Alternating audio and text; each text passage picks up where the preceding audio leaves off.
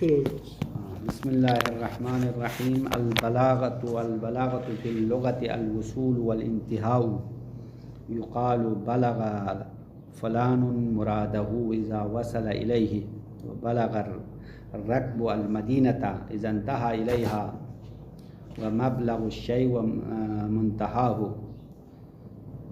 فصاحت اور بلاغت علم معانی بیان کا ستون تھے، یاد ہے نا، پہلے پڑھا ہے. اسی لیے صاحب کتاب نے ضروری سمجھا فصاحت و بلاغت دونوں کی وضاحت کرے. مرکز تھا نا. ہاں، تو فصاحت تین چیزوں کے لیے صفت واقع ہوتی تھی: کلمہ کے لیے، کلام کے لیے، متکلم کے لیے. تینوں کی وضاحت مکمل ہونے کے بعد بلاغت کی گفتگو شروع کیا ہے. بلاغت دو چیزوں کے لیے صفت واقع ہوتی ہے، ایک کلام کے لیے، دوسرا متکلم کے لیے. کلمہ کے لیے نہیں. اما کلمہ بلیغ تو نہیں کہہ سکتے ہیں، کلمہ اکیلا ایک کلمہ تو بلیغ معنی نہیں رکھتا.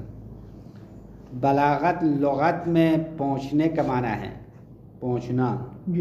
کسی جگہ تک یا کسی چیز تک آپ پہنچ جائے تو بلغا فلان، مقصد تک المراد کہا، مقصد تک پہنچ گیا، شہر تک پہنچا، مدرسے تک پہنچا. جہاں پہنچے، پہنچنے کا معنی ہے، معنی لغات. بلغ یبلغ کہتے ہیں نا، بلغا پہنچنا. تبلیغ اسی سے ہے، کیونکہ تبلیغ میں کیا پہنچاتے ہیں؟ تبلیغ باب تفعیل میں پہنچنا معنی نہیں ہوگا، پہنچانا یعنی ایک بات کو پہنچانا، یعنی تبلیغ دین کی باتیں پہنچانا مقصد ہے، تو اس کو تبلیغ اور مبلغ کہتے ہیں. تو یہ معنی لغوی ہو گیا. آپ لغوی معنی کا ترجمہ اور اس کی مثالیں دیں گے، اس کے بعد معنی اصطلاحی الگ بتائیں گے. البلاغۃ فی اللغۃ الوصول والانتہاء. بلاغت لغت میں پہنچنا اور آخر تک پہنچنا. انتہا معنی ایک چیز کے آخر تک پہنچنا مراد ہے.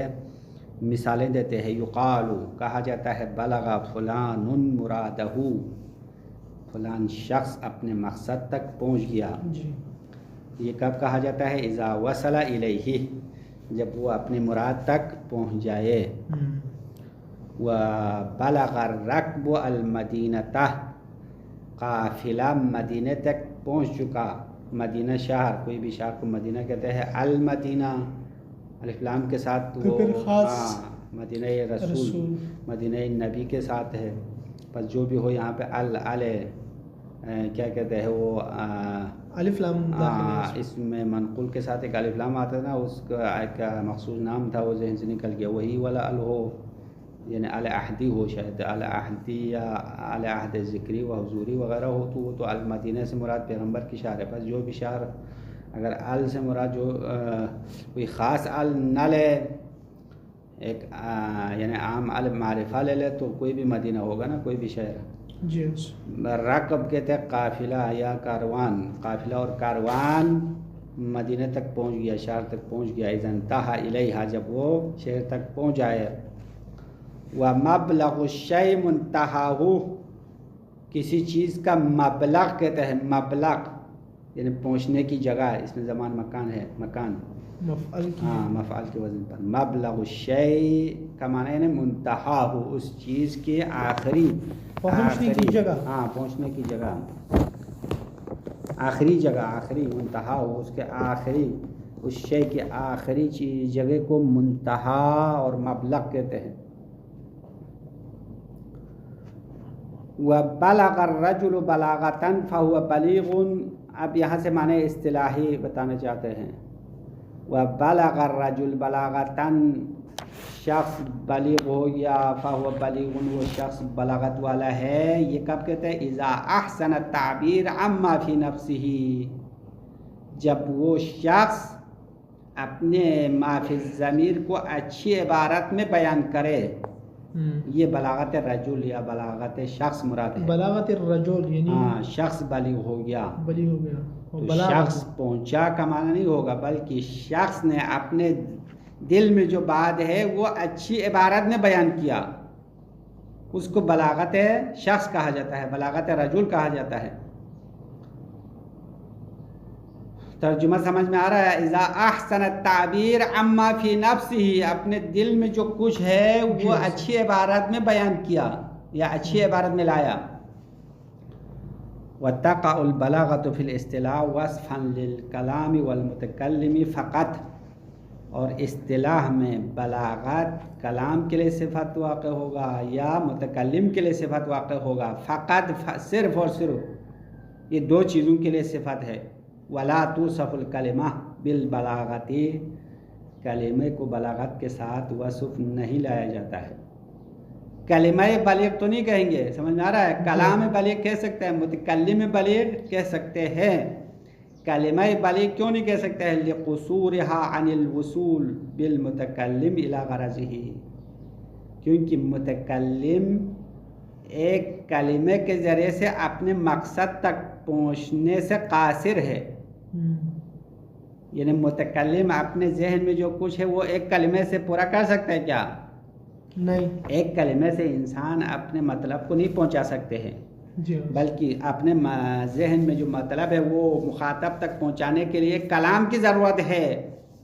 کلمہ واحدہ کے ذریعے سے انسان اپنے پورا مقصد نہیں پہنچا سکتا ہے، اسی لیے بلاغت کلمے کے لیے صفت واقع نہیں ہوتا ہے۔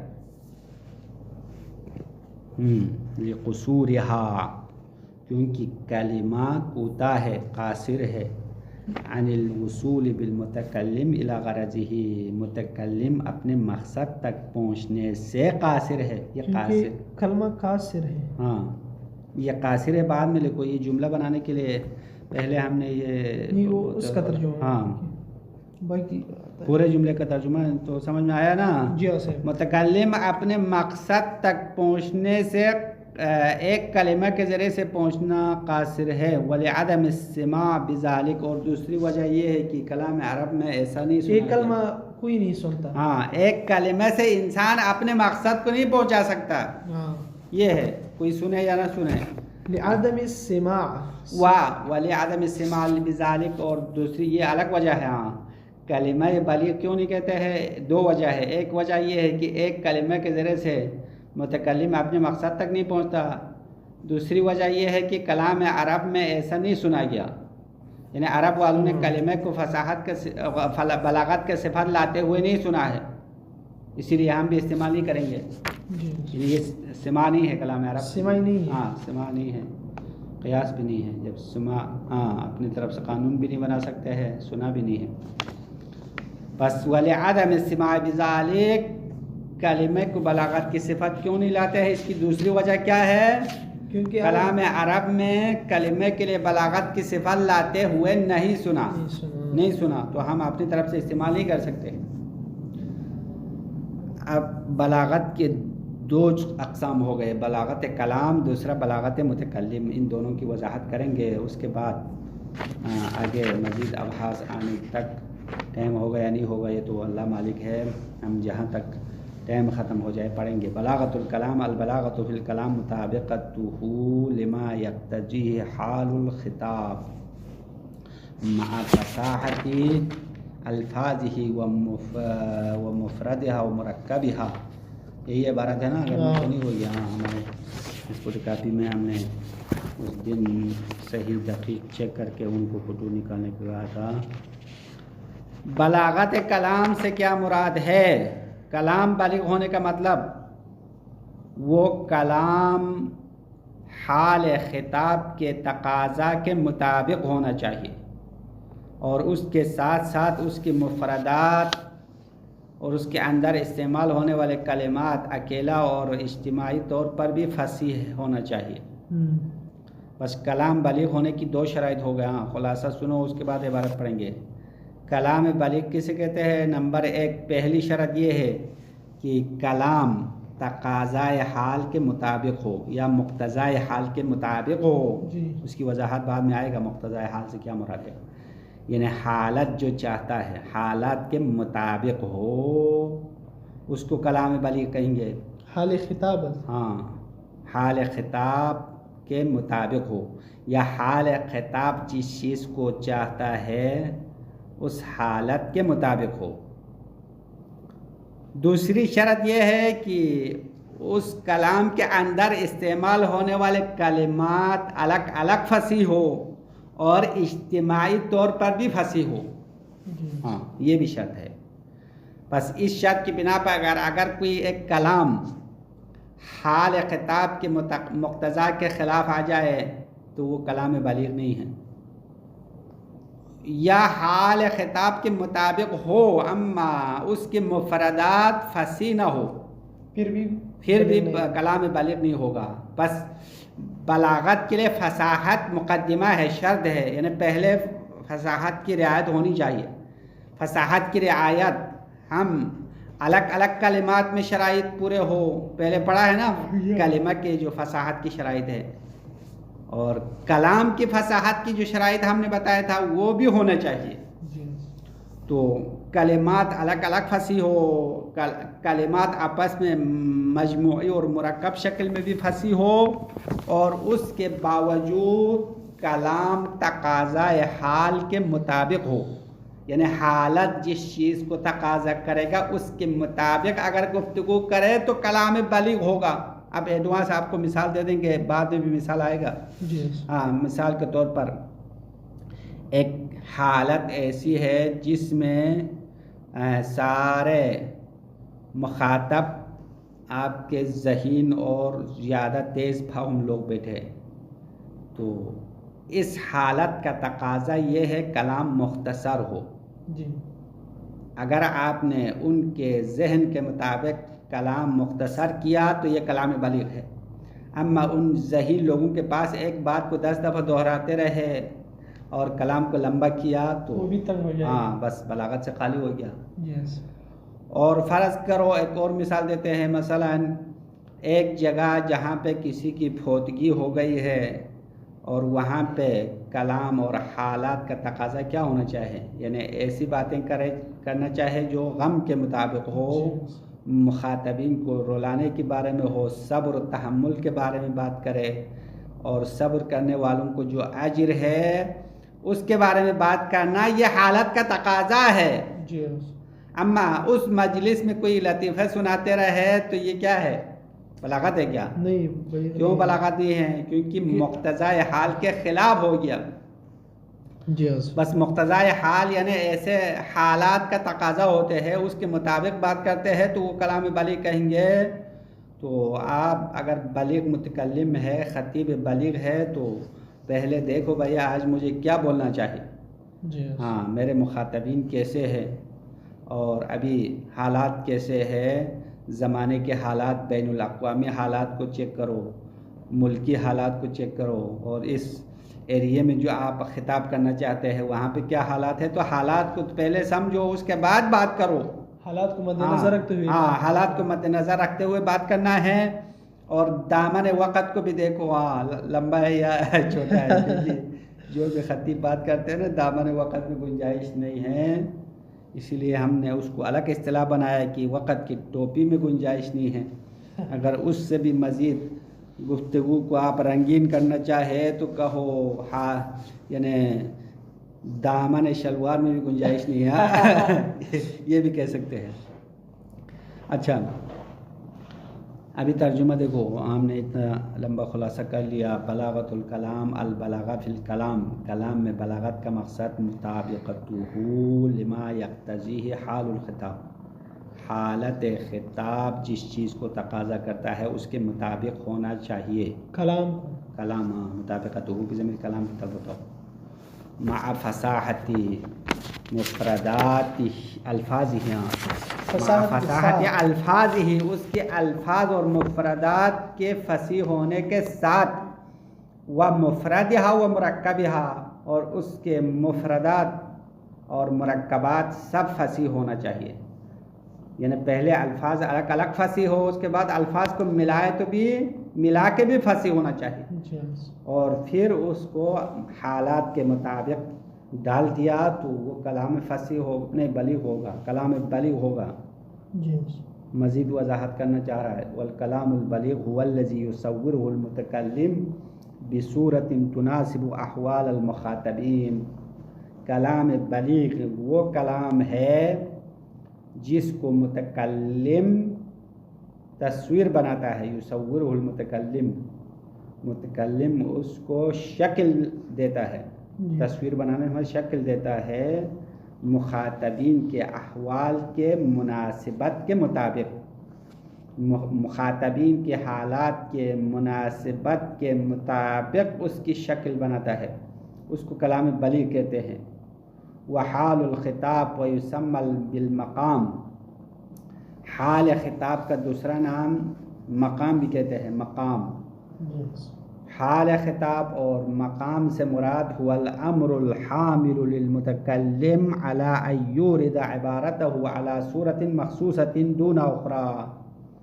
حال خطاب یا مقام خطاب سے مراد وہ چیز ہے، وہ امر ہے جو متکلم کو مجبور کرتا ہے کہ وہ اپنی عبارت کو ایک خاص شکل میں لائے، دوسری شکل میں نہ لائے۔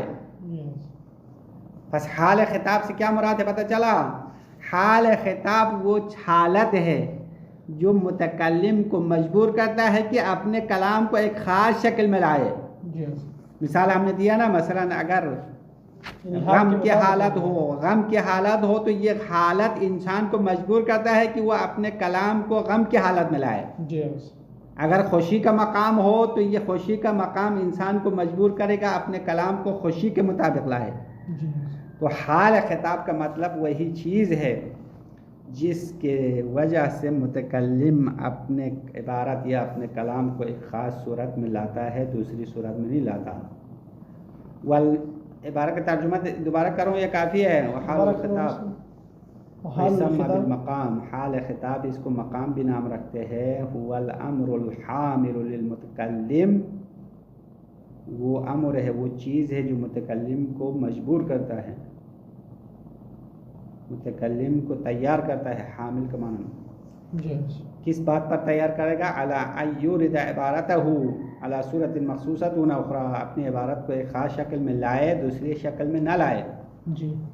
مقتضا کیا مراد ہے؟ والمقتضا ویسمى علی اعتبار المناسب، مقتضا یا اس کا دوسرا نام اعتبار مناسب کہا جاتا ہے۔ وهو الصورة المخصوصة التي تورد عليها العبارہ، مقتضا کا مطلب وہ صورت ہے، وہ شکل ہے، وہ مخصوص شکل، التي تورد عليها العبارہ، جس شکل پر عبارت لائی گئی ہے یا لائی جاتی ہے۔ اب مثال آپ کو سمجھا رہا ہے کہ مثلا المدح حال يدعو لإراد العبارة على صورة الاتناب، ایک شخص کی آپ خوشامد کرنا چاہتے ہیں، اس کی مدح کرنا چاہتے ہیں، تو یہ مدح ایک حالت ہے۔ یہ حالت آپ کو دعوت دیتی ہے کہ اپنی عبارت کو لمبی کریں، یعنی جتنا ہو سکے لمبی چوڑی عبارت لا کے اس کو خوش کرنے کی کوشش کریں۔ ایک لفظ بولنے سے تو وہ خوش نہیں ہوگا نا، واہ واہ کرتے ہیں، ہاں، بلکہ آپ اس کو مبالغہ کرتے کرتے زمین آسمان ملاتے رہے اور 1 گھنٹہ اس کے مدح میں بولے تو آخر میں خوش ہوگا۔ بس یہ مدح ایک حالت ہے، یہ حال خطاب ہے، حال مناسب ہے، اور یہ حالت آپ کو کیا دعوت دیتی ہے کہ اپنی عبارت کو لمبی کرے۔ المدح حال، مدح حال ہے، حال خطاب ہے۔ یدعو یہ دعوت دیتی ہے لإراد العبارت علی صورت الاتناب، کس چیز کی دعوت دیتی ہے؟ کہ عبارت کو لمبی شکل میں لائے۔ مدح نے انسان کو دعوت دیا کہ وہ اپنی عبارت کو بطور اتناب لائے، صورت الاتناب۔ اتناب کیا معنی اتناب ہے؟ یعنی لمبا لمبا کر کے لائے، مختصر نہ کرے۔ دوسری مثال دیتے ہیں، وَذَكَاءُ الْمُخَاطَبْ حَالٌ يَدْعُو لِإِرَادِهَا عَلَى صُورَةِ الْإِيجَاز، مخاطب ذہین ہونا ایک حالت ہے، اور یہ حالت تقاضا کرتا ہے کہ عبارت مختصر شکل میں لائے۔ ان دونوں حالتوں میں فرق پتہ چلا؟ ایک حالت نے انسان کو مجبور کیا عبارت لمبی کرے، دوسری حالت ایسی حالت ہے جو انسان کو مجبور کرتا ہے عبارت مختصر لائے، چھوٹا لائے۔ ہاں، بس اس میں زکائے مخاطب اور مدح دونوں حال ہے، حال خطاب ہے، کیونکہ یہ حالت ہے انسان کو مجبور کرنے والی ہے، اور متکلم نے اس حالت کے مطابق عبارت لایا، پہلے حالت کے مطابق اتناب، دوسرے حالت کے مطابق ایجاز، تو اتناب اور ایجاز مقتضی حال ہے۔ مقتضی اس مفعول کا صیغہ ہے نا، وہ چیز جو جس کی چاہت ہوتی ہے۔ جیس تو زکاة کی چاہت کیا ہے؟ عبارت مختصر ہو۔ مدح کی چاہت کیا ہے؟ عبارت لمبی ہو۔ بس متکلم نے اگر اس طرح لایا تو متکلم اور کلام بلیغ ہوگا۔ اگر پھنسی تو ہونا چاہیے نا، اس کے اندر تو پھنسی ہونا چاہیے، پھنسی نہ ہو تو بلیغ نہیں ہوتا ہے۔ اما کلام بلیغ ہونے کے لیے کیا شرط ہے؟ پہلی شرط یہ ہے کہ اس کا کلام اس حالات کے تقاضا کے مطابق ہو۔ فَكُلُّ مِنَ الْمَدْحِ وَالزَّكَاةِ حَالٌ وَمَقَامٌ، بس اس مثال میں مدح اور مخاطب کا ذہین ہونا دونوں حال اور مقام ہے، حال خطاب کا ہو یا مقام خطاب کا ہو، اسی کو کہا جاتا ہے۔ وَكُلُّ مِنَ الْإِتْنَابِ وَالْإِيجَازِ مُقْتَضَى، اور لمبا کرنا اور کلام چھوٹا کرنا ان میں سے ہر ایک مقتضی حال ہے۔ یعنی مدح کس چیز کو چاہتا ہے؟ اتناب کو چاہتا ہے۔ زکاة کس چیز کو چاہتا ہے؟ ایجاز کو۔ وَإِرَادُ الْكَلَامِ عَلَى صُورَةِ الْإِتْنَابِ أَوْ الْإِيجَاز مُطَابِقَةٌ لِمُقْتَضَى، اور کلام لمبی شکل میں عبارت لمبی شکل میں لائے، او لإیجاز، یا کلام مختصر شکل میں لانا مقتضا کے مطابق ہونا ہے، یعنی حالات جس طریقے سے چاہتا تھا اسی کے مطابق لایا۔ بات تو سمجھ میں آ رہا نہیں آ رہے؟ اگر کسی شخص نے خطابت میں ذہین لوگوں کے سامنے بات مختصر کیا تو کیا ہے؟ کلام مقتضی حال کے مطابق ہوا یا نہیں ہوا؟ ہوا نا۔ مقتضی حال کیا تھا؟ مقتضی حال یہ تھا کہ کلام چھوٹا کرے اور 10 منٹ میں تک، ہاں 10 منٹ سے زیادہ نہ بولے، تو متکلم نے بھی ایسا کر لیا تو یہ کلام بلیغ، ہاں کلام بلیغ ہے اور مقتضی حال کے مطابق ہو گیا۔ اما کسی بدبخت خطیب نے ان لوگوں کے پاس 1 گھنٹہ تقریر کر لیا تو کلام بلیغ نہیں ہو گیا، بس کیونکہ مقتضی حال کے مطابق نہیں ہوا۔ کافی ہے۔ وصلی اللہ علی محمد وآلہ الطاہرین ولعنۃ اللہ علی القوم الظالمین وسيعلم الذین ظلموا ای منقلب ینقلبون۔ بس ظالمین پر لعنت بھیجنا چاہیے۔